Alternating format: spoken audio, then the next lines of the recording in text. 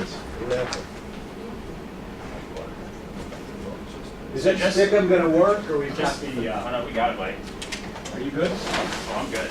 These are my beautiful drawings here, guys. What's your plan? Before I start, yeah, let me just preface this a little Okay. bit. So in order to make this kind of work related, what I tried to focus on was like an actual lineup that I've given.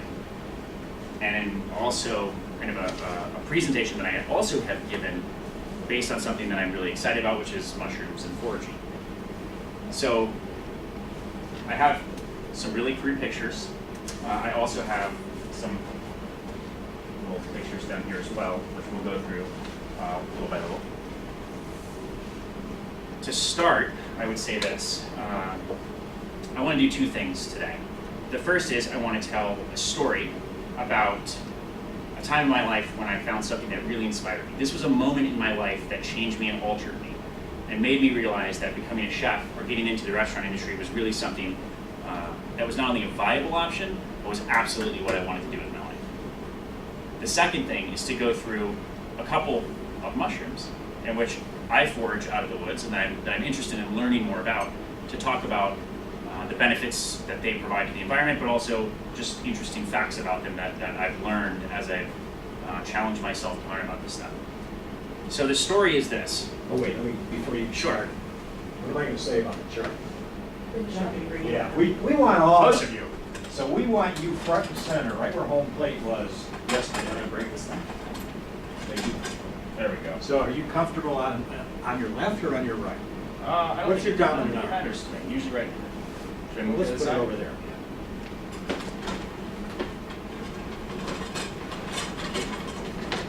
And what I was saying earlier, obviously you want them to see it. Yes. You have to see it. So you get a little bit of an angle. We want you to be right in the middle. Take the power position there. I always, my rule of thumb is, maybe you get 2/3 across, reaching out. Because if you touch this, and you love it, and then you love it. It's human nature. I will let you go. Okay, so for the story, I was 17 years old and I was hiking the Appalachian Trail. I had met this really interesting guy that I started to hike with along the way. So you meet people little by little as you go. And something that I learned very quickly about him is he had an interest in mushrooms. And he would point things out to me as we were walking through the forest, and he'd say, this is so-and-so, and this is so-and-so. But there was one particular day when I was a little bit ahead of him and I stumbled across a mushroom. I had no idea what it was. So I waited. And about 20 minutes later, he caught up with me. And he got really, really excited. Did a little dance, a little jig, if you will. Told me it was a morel mushroom, which is this mushroom here.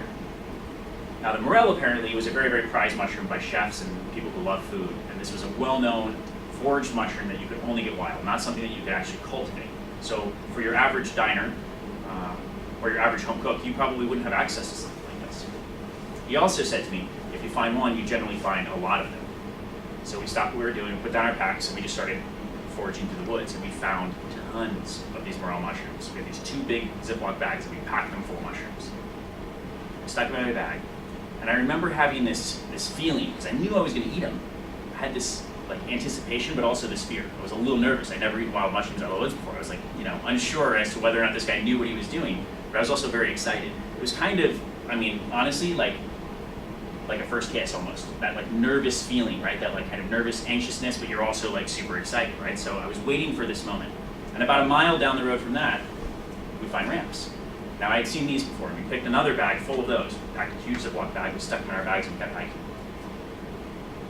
Hours later, it started to rain. We were going up this mountain called Knob Creek, and it was just this thick fog that rolled in, and we were just, when you thought you got to the peak of the mountain, the fog kind of opened up, and you realized you weren't even close. So you just kept going and going and going. And we hiked and hiked and hiked, and we finally got to the top of this mountain. And on the top of it was this beautiful kind of 4-walled, tin-roofed hut, which we didn't know was there. We opened the door, and inside were tons of other hikers. There must have been 9 of us in there. And somebody brought a dog, somebody had their guitar with them. We pulled out our mushrooms and ramps. Everybody got excited. Everyone seemed to know what these were except for me. And everyone took out their sauté pans, butter. We cooked these things up together, and we all sat around. Communally, we just ate these beautiful morel mushrooms and ramps that we had foraged right out of the woods. And this, for me, was one of the greatest culinary experiences I've had in my life. And it also really was the moment in which I decided that not only was food an interest of mine, but it was an obsession. And this was something I had to learn more about and I had to experience more of. So,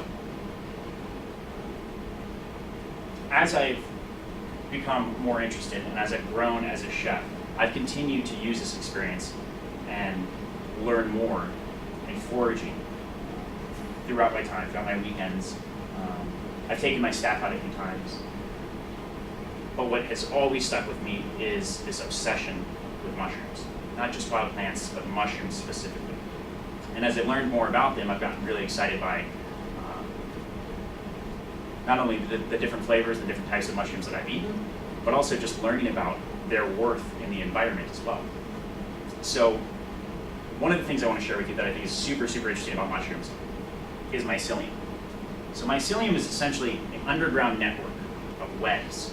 Kind of looks like, you ever turned over a log and you see kind of like that white spider webby looking thing? That's mycelium. This grows underneath the earth for miles. It's one of the largest living organisms in the entire world. I think the longest was something like 1,600 football fields, essentially, was like one single strand of connected mycelium. What makes this so interesting, not only is this how mushrooms grow, they grow from this mycelium, but plants and trees actually communicate using this mycelium. It's kind of like an underground internet, if you will, for plants. So if you're a wild arugula plant on a field and you're being attacked by a bug, it's a specific bug that's found you and they're eating all of your plants and everything, you can actually communicate through that mycelium to the wild arugula that's across the road from you, and you can let them know this is happening to you. And because of that, that wild arugula will now spike in its spiciness, so that when those bugs go to attack that, they won't, they'll stop. And this is actually a way, through the use of mycelium, through the use of fungus, that plants and trees actually communicate with each other. In addition to that, mycelium is super important because it also helps to absorb nutrients from the ground, which then distributes that to these plants and to these trees. And all of this is possible through fungus, through mycelium. This also helps the mushrooms to grow. So there's two specific ones I want to talk about today. One is the morel mushroom, which we just spoke about. This was my first real wild mushroom experience that really cemented my love of foraging and my love of mushrooms. I would imagine most of you have had access to this mushroom at this point, but I think for me, this one will always have a special spot. It's one of the most delicious and most interesting culinarily mushrooms that you can eat. But just as important of knowing about the edible mushrooms is to know about the non-edible mushrooms. So we have another family of mushrooms, which I think are probably the most beautiful mushrooms you'll see in the woods. But they're also the most toxic, the most dangerous, if you will, of all mushrooms. And that's the Amanita family.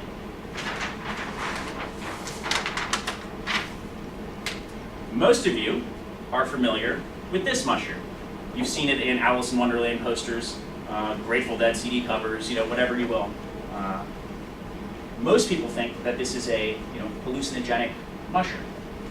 It's not actually. It's incredibly, incredibly toxic. This is called Viagra. This mushroom, in its same strain, grows in Siberia, but it's slightly different chemically. And there, they actually do submerge this in vodka, and you can take it as a hallucinogen. Here, if you were to do that same thing, you would end up in a coma. Now, this mushroom also, I would say, is the least toxic of the mushrooms in the Amanita family. There's others, such as the death cap or the destroying angel. Obviously, very ominous names, right? Now, these two mushrooms, I would say, absolutely are some of the most beautiful mushrooms you'll see in the woods. The destroying angel is this long, beautiful, elegant, bright white mushroom, and when you stumble upon it, it's the one you want to eat. It really looks like this just pristine, beautiful mushroom. But if you do, you'll get sick almost immediately. And you'll recover. And then about a week later, little by little, all of your major organs will start to shut down. Very, very few people have ever eaten either one of these mushrooms and survived. It's like a 95% chance of death. So while I have enjoyed my foraging adventures in the woods, I would say for those of you, if you're enthusiastic about this presentation and have an interest in going out and learning about mushrooms and taking on foraging, it's equally important to learn about the morel, but also equally important to learn about the ones not to eat. Okay? Thank you. Let's go away. Did you win? I think so. Yeah? Yeah, I think so. Audience? For sure. I think I could have held a little bit longer. I was trying to think about that, and sometimes I think I had a good kind of connection, and other times it was a little too fast. Well, we can always do better, but your Yeah. connection was quite good. But audience comment, what, if you liked it, break it down. Take your time. Use the pause. Yeah. Your passion totally comes through, and I think that's a given, but I agree. You drag it out a little more and use the pause. Okay. You sped through a lot of information really quick, and I was like, did I get it? Did I get it? Yeah. That's how I end up using Facebook. I think if there's a rule there, we're always better off to give less information with more connection. Yeah. I thought your use of visual aid was pretty strong. It was nice to actually have You're the saying term. this is great, right? It was awesome. Well, the visuals you are didn't, like, good. get Also distracted from by it, audio. like Right. you used it as like you can properly use the prop. Well, I think you taught us all something. We stand there for a second, so everybody Please who's on focus. board with that. Yeah. You did not talk to the visual, Yeah. which you weren't here for a lot of this morning, and some people did. You never want to talk to a visual because it's a lost opportunity. My opportunity is in the eyes of my audience.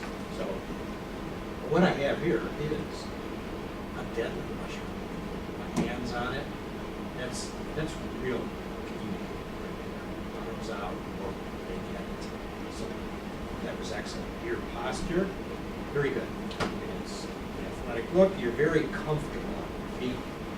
Not leaking any energy on the carpet. So all good. I thought the eyes were good. I think we can always Yeah. go for that extra zap.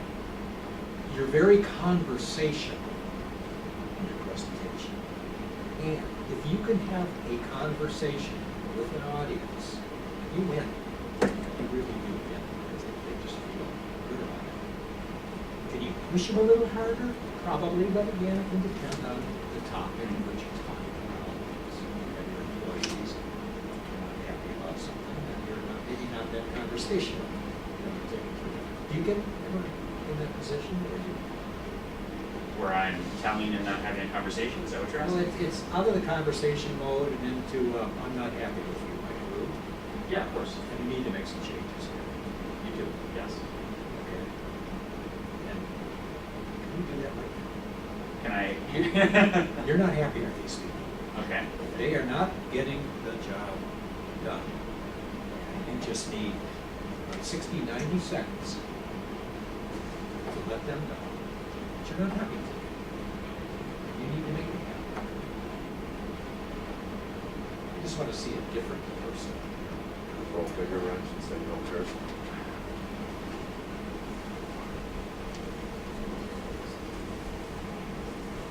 How about this?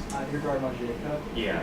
This is not, Yeah, you're not set up at all. I'm a disaster. Can I interact a little bit as like this would happen in a kitchen?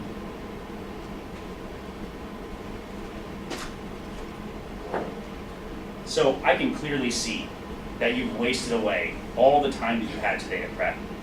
It's very, very clear to me that not only do you have no standards, but you're not even close to being ready to put up these plates for service. Really sorry, Chef. I don't want to hear sorries. I want results. And if you can't handle this, you cannot have this job. Do you understand what I'm saying? I do, Chef. Yes. Boom. You like that? Come to the middle. We need a little more of this. Now you're not happy with the whole crew. Everybody out! And put the paper down. I mean, I want to see the hands working. Athletic stance. I'm trying to do this in a way where it doesn't come off too bad. You can't go wrong in this course. It's aggressive. We all Go just ahead. foraged the most deadly. Put it on the plate, we're Tried gonna to- serve tried it to to serve guests. them, I violated. Okay, here's an experience I would say that I've had once in a kitchen. Okay, let's move But ahead, this, Charlie. but this Move could be ahead, interesting. This was a statement that was once made during service that required an answer. How do I say this? I was upset, and I asked a question in the midst of my tyrant.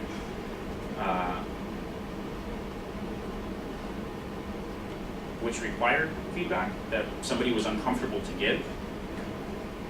So it basically was this. We were in the middle of service. None of you were able to set up for service on time, and no one seems ready to put these dishes out. But most of all, you, on meat roast, don't seem ready at all. You haven't been able to give me a single dish that's been at the proper temperature. What this says to me is that either you are an idiot, or else you don't have any standards at all. Can you tell me which one that is? No shot. That's fine.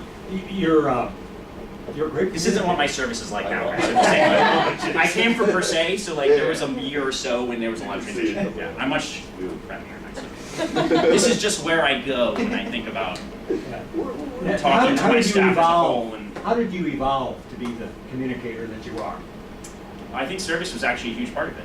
So as I transitioned, I think, from per se, because that interaction, these types of interactions, was how I was managed. I think how I was spoken to and how I was communicated with as I came up as a chef. So in turn, that's how I communicated when I first started managing people. And it was a lot of yelling at everyone all at once and calling people names and things like that. I think what happened to me was a couple of things. One, I realized not only was this super unhealthy for my staff, but this was also super unhealthy for me as well. So I changed the way in which I do this. And what I have noticed is this. Some people I communicate with really feed off of what I just did.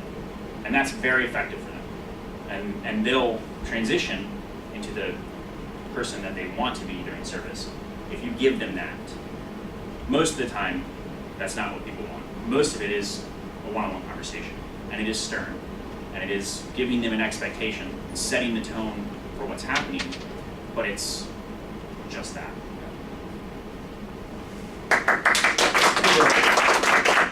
Don't forget your mushrooms. Thank you. Okay.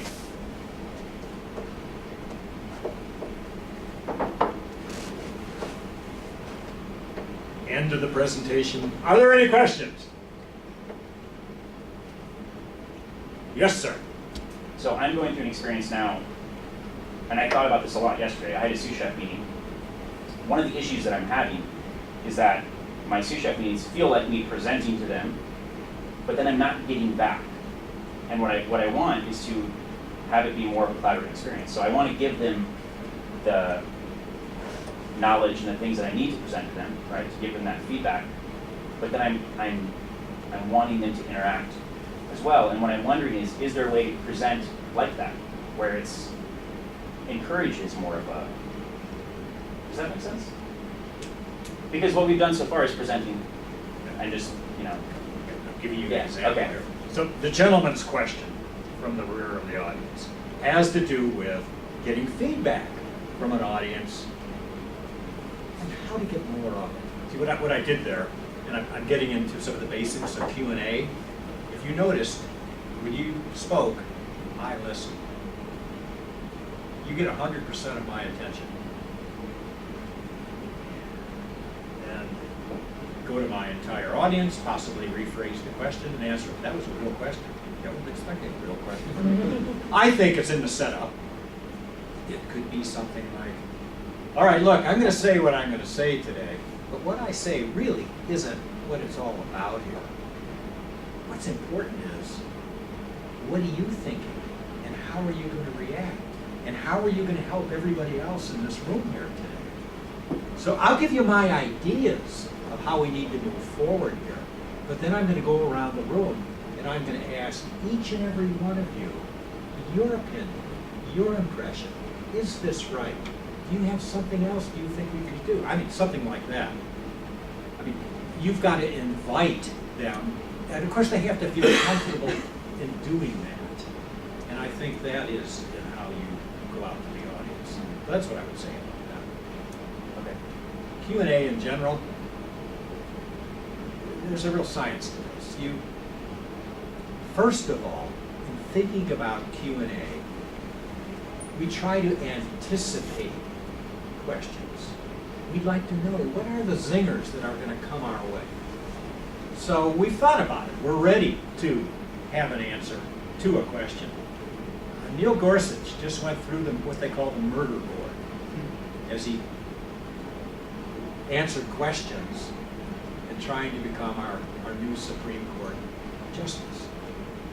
I'm sure he anticipated, he's a very bright man. So he thought long and hard about what questions were going to come his way.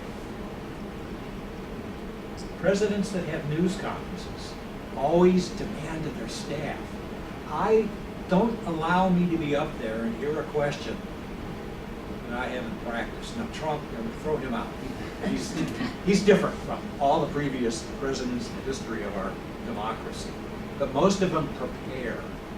And so when a question comes their way, they're ready for it. I spoke to you earlier about Robert McNamara, our Secretary of Defense, the books that he would write, the way he handled the Q&A. He would answer the question that he wished you had asked him. How's that for arrogance? I mean, just different ways to go. But anticipation of the question. The greatest example I ever saw in my life was Ronald Reagan.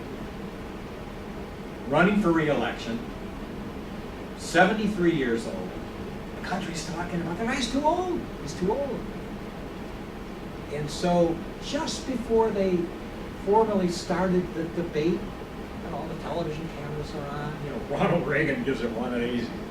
Yeah, before we get started here, I would like to make it clear to everybody that my opponent's age and lack of experience should have nothing to do with this debate.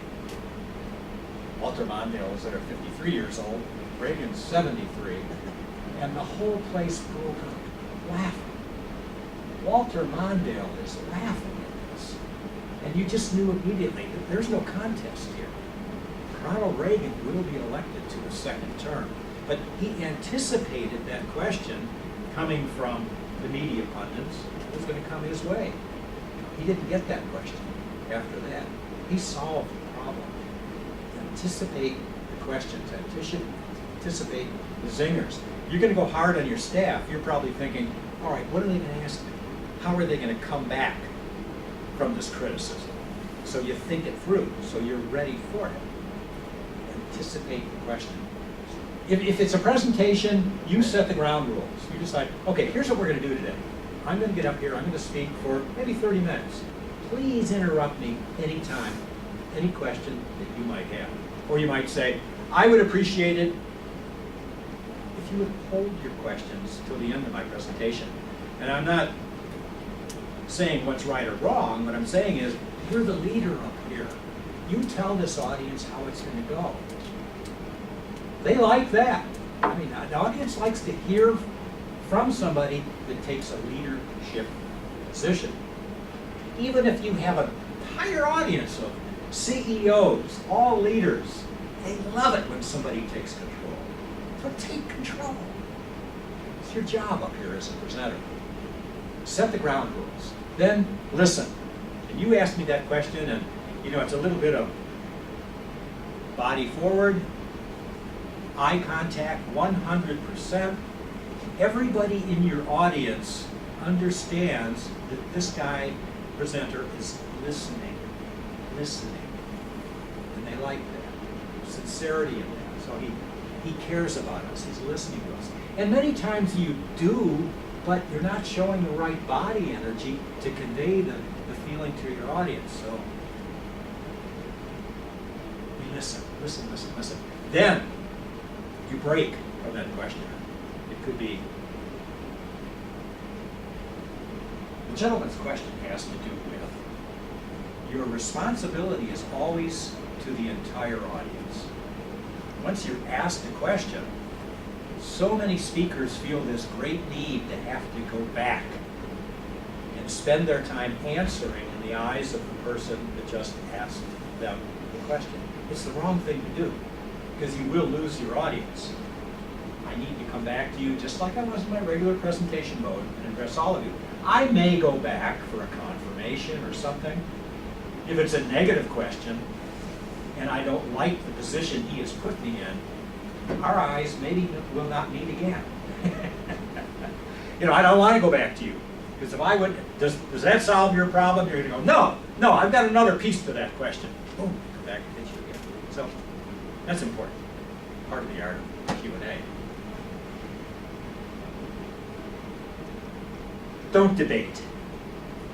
The Q&A is just not a good place to debate with someone. You'd be better off, say something like, John, great, I appreciate your question, but let's go offline with that one, because we've got 8 other people here and we need to get going with it. I mean, whatever it is, but you take control, you go for it.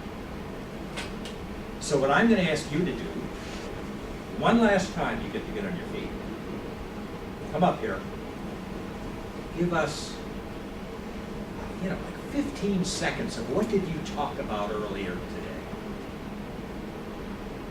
Then ask, are there any questions? Now you can't lose here because everybody's required to ask a question. So hands will go up. And I just want you to get comfortable with this art of responding to questions. I would also like you to rephrase the question. Now, it's not appropriate to do that every time. Like, anything that's terribly predictable in a presentation is probably not a good thing.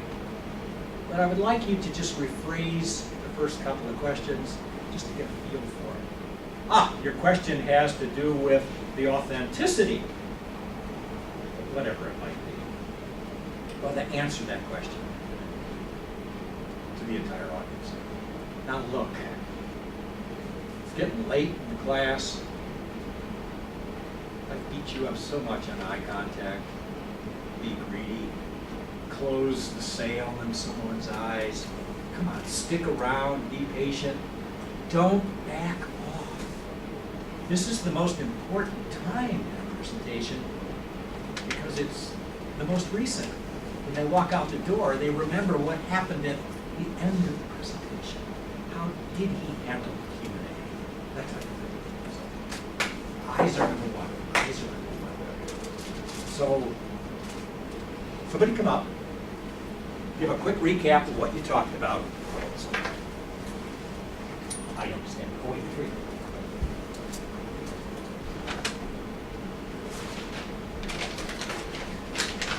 Good to meet everybody. Good to see everybody. I'm off to 9/11. Thank you so much, Bill. I appreciate it. Have a Thank good you. weekend. Who's my volunteer? Got Sam. You're up. Oh, Sam. There it is. What nailed him, didn't it? Yes. I don't think that's acceptable. No, it was a horrible idea.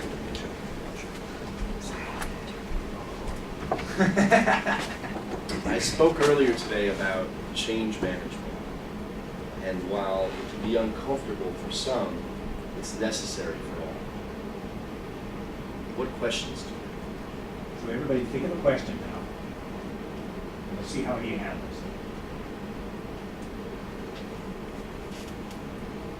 it. You said that you were the arbiter of change within Union Square Cafe. It's also an institution. That's kind of your point. There are things you can't mess with or you shouldn't mess with. So what's your goal? Like, what's most important to you to be constantly evolving within the restaurant? I'm so glad you asked that question. Justin was really getting at the heart of what Union Square Cafe is all about. And he wants to know what matters to the person that is in charge, that's responsible for that brand and how it moves forward in time. Well, I'll tell you. Union Square Cafe has always been and will always be an amalgamation of the current constituents that inhabit that place. The people. That's good, that's good. Yeah. The only thing I'll take a couple more, but a little bit of wavering up here. This is the time when, if there's a javelin coming at you, I'm gonna take it right in the chest. There's nothing you can do to me that is gonna throw me off course up here. So it's, can we plant our feet? Let me have the questions. Body language, a little bit forward with the person, and I'd say, don't put your hands up here. Right here is the power position. Okay. Another question. You know, you spoke about, when you had changed the mats and how your staff reacted. How did you move forward from that when you wanted to change something? And the reaction that you got from your staff? How did I move forward? Yes. Sometimes, to be honest, I think I moved backward before I could move forward. It's important to be fallible, to understand that just because you've got an idea, it doesn't mean that someone else in the room doesn't have a better idea. And I think I moved forward by really putting myself in someone else's shoes and hearing, not just giving them lip service, but really hearing where it was that they were coming from and where they wanted to be. And once we could do that together, once we had our mutual understanding, we were winning. One more, and you're done. I think when you change things in these examples, you change systems, glassware, mats. I find the most difficult thing, especially in a USHG restaurant with a ton of people, how to change culture. Do you have any advice on how to change cultures in the same type of path that you would in changing the glass, or is there a different technique? Thank you for asking. The question is about changing culture, and boy, culture is difficult. Culture is alive and is so much about soft science that they're for me to have the answer, the one magic bullet that's going to ultimately provide us clarity and a course to go in, I'm not sure that's really even possible. So, to be honest, the best way I've found to be able to enact real change in culture is just to get up there and try. You've got to do something and not be afraid to fail. If we fail, we can fail together. And as long as that failure produces real learning, as long as we can figure out what happened, I think we can be better because of that mistake and move forward. Maybe to make new mistakes, but hey, at least it's moving forward. You're done. Good work.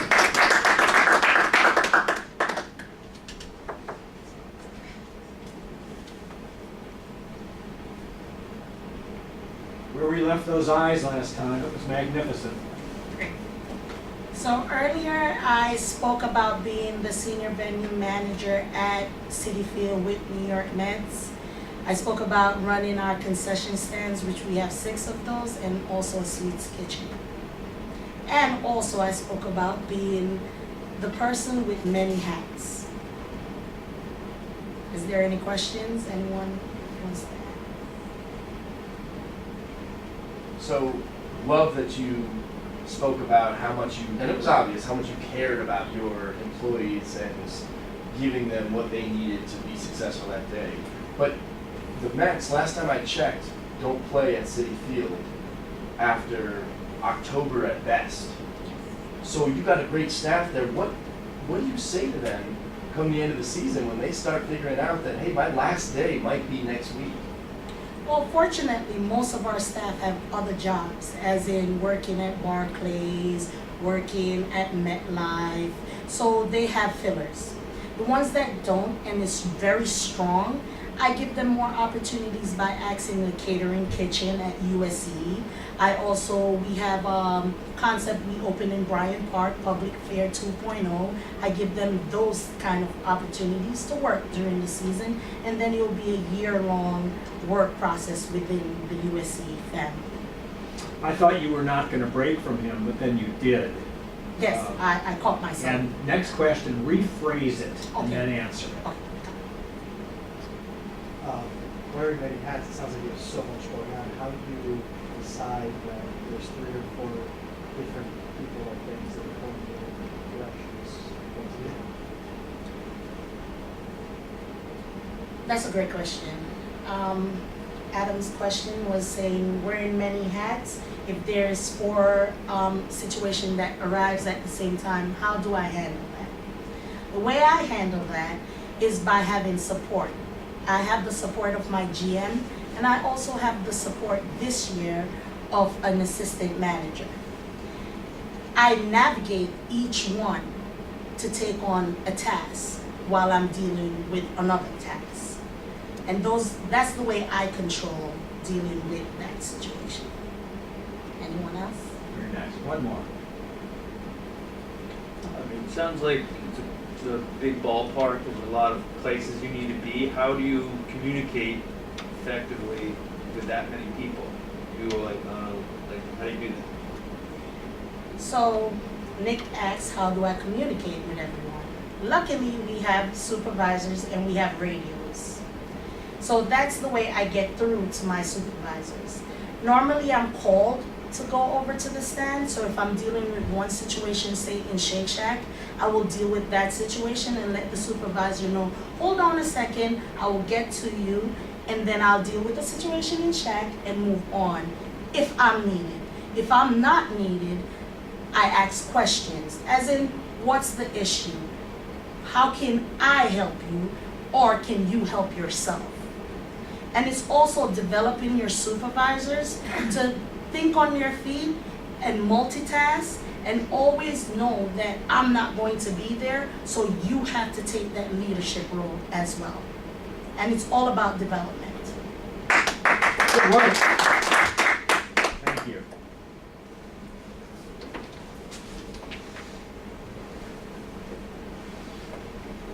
Hi, everyone. I spoke about the adjustment we made to the training program at the bottom.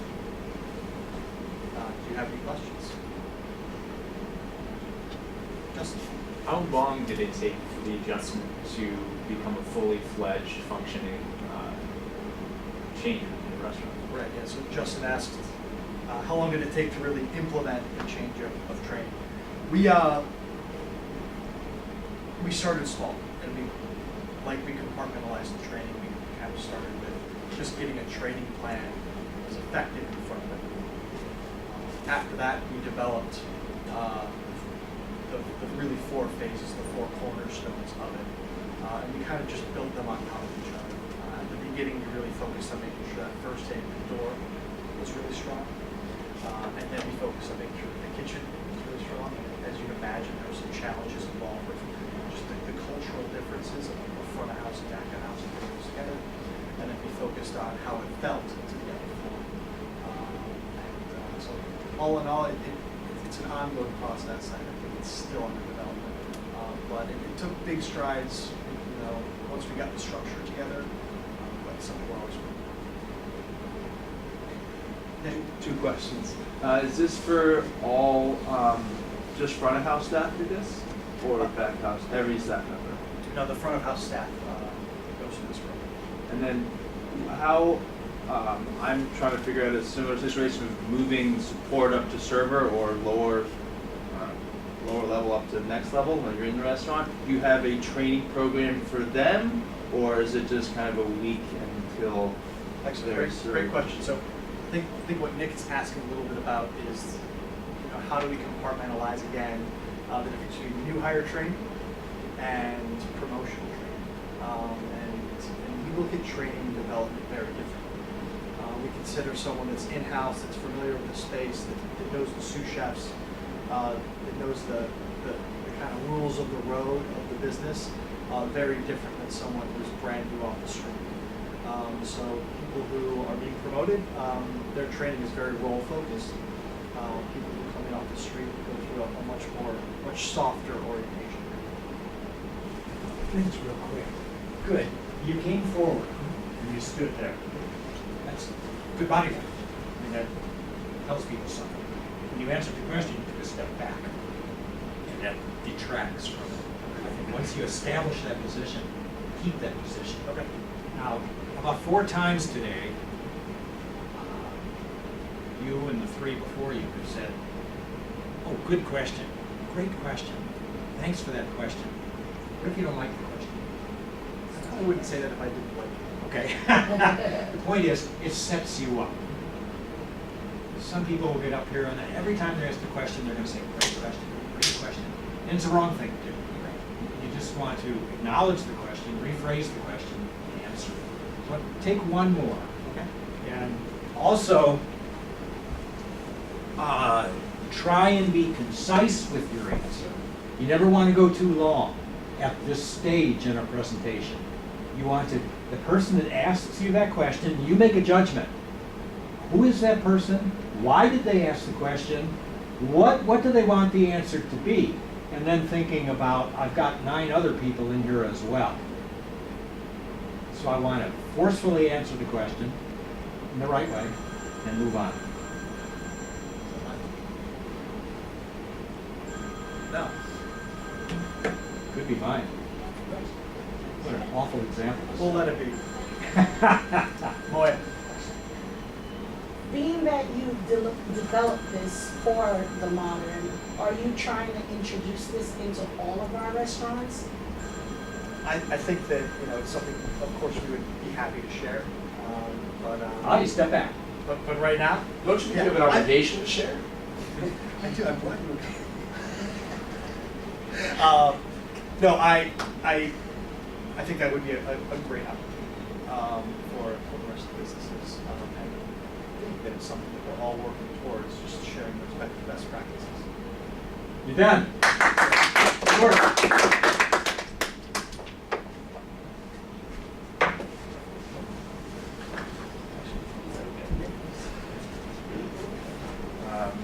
This morning I talked about train and leaving on time. Train must run on time. We have to have everyone in-house and on time to have the best service training possible. It's fascinating. You really have a need for something. That's funny because it's the 3rd time. But a lot of people do. And if you watch newscasters, I do it every day. I bet 90% of the anchors on television, they have to have a pen in their hand. And they're constantly working it. And poor Bill O'Reilly, who got fired recently, he just had this thing with a pen all the time. And what's comical to me is, have you ever seen somebody like, going back to Tom Brokaw or people like that, they always have a pen, but in the history of them communicating, they've never written anything down. Never. But there's something about, they've got to have that pen in their hand. So be it. How do I stop that? Okay, remember where we left you with the eyes last time around? It was really working beautifully. What? I know you spoke about your moving trains, and that's basically how to get your service started, right? To be a success. What if those boat trains are at a halt and they don't show up? Then we have a big problem. Go ahead and rephrase the question. So you're asking if we can't set off at all. Right. That's a big issue. Probably Danny Meyer needs to know about that.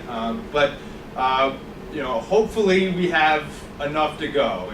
We have a number of managers who can fill in, and will fill in. I've served as a manager. I've been a little bartender as a manager. So we'll fill in where we need to. It'll be, very, very rickety. But we're gonna try to open and give our guest service. Again, we have reservations.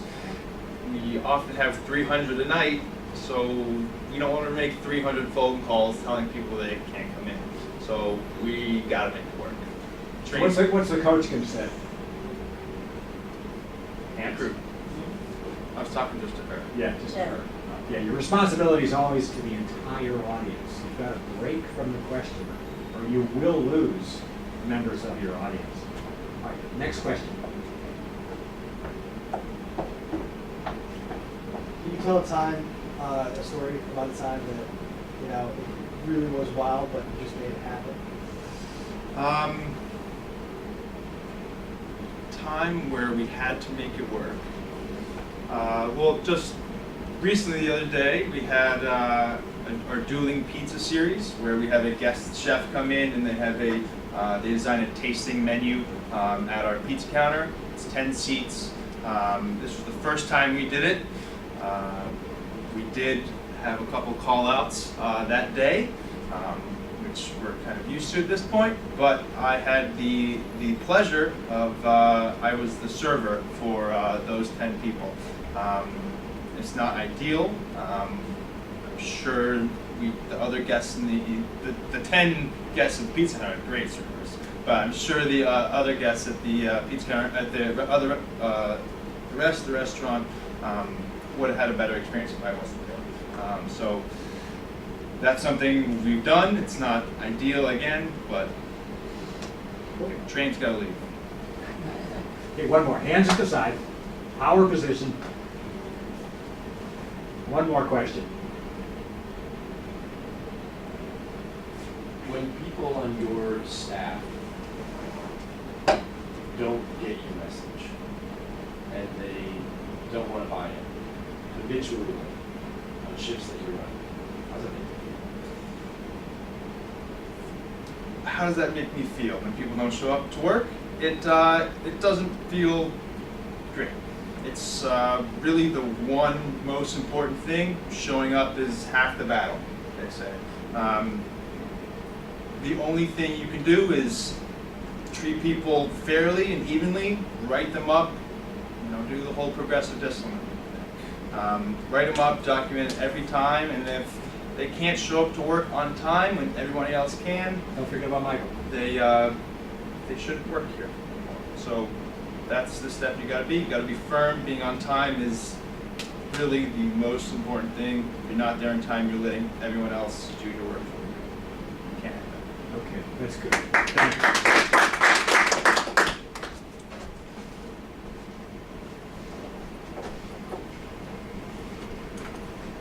I gave a presentation moments ago on foraging, essentially mushrooms and foraging. How long were you on the AT? How long was I on the Appalachian Trail? It took me about 4.5 months to hike the entire trail. Average is about 6 months.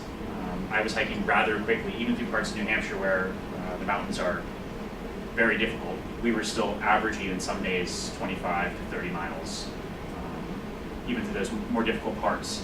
So I moved pretty quickly. I quickly learned not to carry too much stuff with me, which helped to keep my pace going. And I actually finished on my 18th birthday, July 25th, which was really, really super exciting and impossible to match now with every birthday I have. It seems you like the outdoors and being outside. How do you like living in New York? Do you ever feel the need to go out in the country, or How do I feel about living in New York? I love and I hate it. I would say, for me, New York has been incredible because of the culinary experiences, the chefs, the restaurants. This is where all the big dogs are. So when I started to cook and become serious about becoming a chef, this is where I had to be. But the one thing that I hate about New York is my access to the outdoors. There's very little. There's parks here and there, but it's not the true experience of the outdoors. So what I've gotten into about 3 or 4 years ago, I bought a motorcycle. And this has allowed me an experience, I think, similar to hiking, where I would be able to walk long distances and see beautiful parts of this country, but I get to do it much faster. So I take this bike now and we go on trips, out to South Dakota, Montana, Wyoming, all over the place. And in that I get to see these beautiful mountainous areas, I get to experience the outdoors in a different way that's a little bit faster, a little bit more in line with kind of the New York pace, if you will. Take one more, but have you, this process, does it work for you? Have you tried this in the past with your people, sharing your eye contact with everybody? I think sometimes it comes naturally to me, and other times it's difficult. I don't know how, I think what I said kind of before was that when it's something that's easy for me to talk about, it's easier to kind of engage people with me. You know what I mean? Kind of feel comfortable. To share it. Yeah, kind of feel comfortable talking and sharing these things.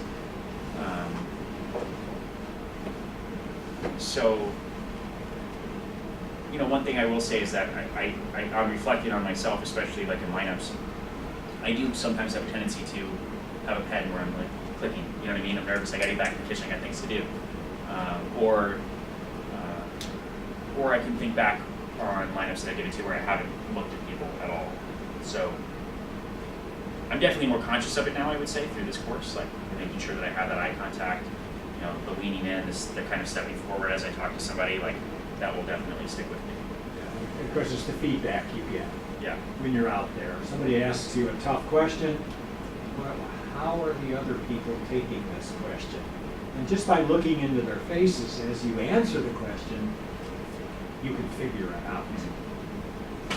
A lot of reasons to maintain that eye contact. Take one more. You're done. In your experience, are the most beautiful mushrooms the most toxic? So the question is, are the most beautiful mushrooms the most toxic mushrooms? I would say that's a hard question to answer.